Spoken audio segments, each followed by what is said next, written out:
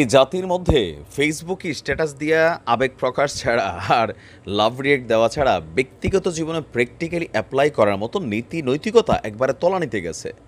আমি ব্যক্তিগতভাবে আর্জেন্টিনার খুবই কট্টর সমর্থক ছিলাম, কিন্তু যখন থেকে ইসরায়েল এবং ফিলিস্তিন যুদ্ধ শুরু হলো, তখন আর্জেন্টিনা সরকারের যে প্রকাশ্যে একটা হস্তক্ষেপ বা তাদের যে এথিক্স বা তাদের যে দর্শন, মানে ইসরায়েলের পক্ষে, বীরদেরকে শেষ করার পক্ষে, আমি সেটা দেখার পর আর আর্জেন্টিনাকে সমর্থন করতে পারি না। কিন্তু সোশ্যাল মিডিয়াতে গত কয়েক মাস যাবৎ এরকম বড় বড় দাড়িওয়ালা হুজুর পর্যন্ত শুরু করে যারাই আছেন আর্জেন্টিনার ফ্যান ফলোয়ার, ভাই কি একটা বিশ্রী অবস্থা।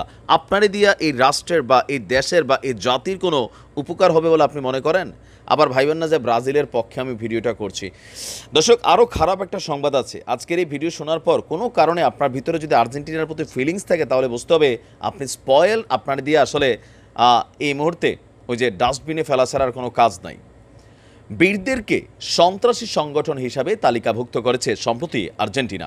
শুধু তাই নয়, বীরদের গোষ্ঠীর যে আর্থিক সম্পদ আছে বিভিন্ন রাষ্ট্রে বা বিভিন্ন জায়গায়, তাদের ব্যাংকে বা তাদের ব্যাংক লিঙ্কে, সেগুলোকেও জব্দ করার নির্দেশ দিয়েছে দেশটির রাষ্ট্রপতি আজকে।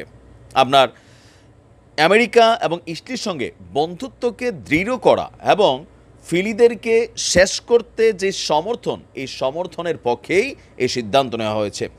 দ্য টাইমস অফ ইসরায়েলের প্রতিবেদনে আজকে এই তথ্য সামনে এসেছে। শুক্রবার আনুষ্ঠানিকভাবে ডিক্রি জারি করে বীরদের বিরুদ্ধে এই পদক্ষেপ নিয়েছে আর্জেন্টিনা। এ ব্যাপারে আর্জেন্টাইন প্রেসিডেন্ট দপ্তর থেকে দেওয়া বিবৃতিতে বলা হয়েছে, গত বছরের 7 তারিখ যেই ঘটনা ঘটেছে সেইটা নাকি মেনে নেওয়া যায় না। ওই হামলা ছিল মানবাধিকারের বিরুদ্ধে সরাসরি অপরাধ। আর এতদিন যা চলছে এটা আর্জেন্টিনা দেখে না, এটা নিয়ে এদের কোনো বক্তব্য নাই। বলা হচ্ছে যে মানে এছাড়া আপনার ইরানের সাথেও কিছুটা সাংঘর্ষিক অবস্থান আছে আর্জেন্টিনার। 1994 সালে জুইশ কমিউনিটি সেন্টারের সদর দপ্তরে বোমা হামলা হয়েছিল। আর্জেন্টিনার কোর্ট অফ ক্যাসেশন বুয়েন্স ওই বোমা আক্রমণের জন্য ইরান এবং তাদের লেবাননি সহপক্ষ হিজুদেরকে দায়ী করেছিল। আপনার বলা হচ্ছে যে জুইশ কমিউনিটিতে হামলার 30তম বার্ষিকীর ঠিক আগে বীরদের বিরুদ্ধে পদক্ষেপ নিল আর্জেন্টিনার সরকার।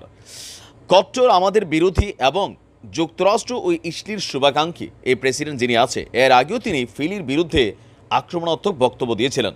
শুক্রবারে দেওয়া সর্বশেষ বিবৃতিতে তার বক্তব্য, আর্জেন্টিনাকে অবশ্যই আরেকবার পশ্চিমা সভ্যতার সাথে যুক্ত হতে হবে।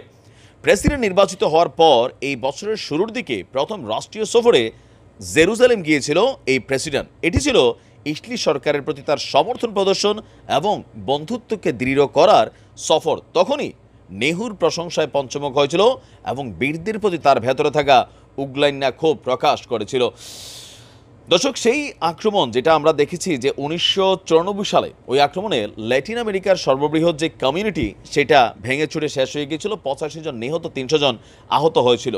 সম্প্রতি এই হামলার বিচার নিশ্চিতে ইরানের স্বরাষ্ট্রমন্ত্রী আহমেদ ওয়াহিদিকে গ্রেপ্তারে ইন্টারপোলের সহায়তা চেয়েছে আর্জেন্টিনা। তো বুঝতে পারছেন যে আর্জেন্টিনার বর্তমান অবস্থান হচ্ছে ইরান এবং বীর এবং লেবাননের যা আছে, এই সেক্টরটার বিরুদ্ধে তাদের অবস্থান। তো আপনার অবস্থান ভাই কার পক্ষে?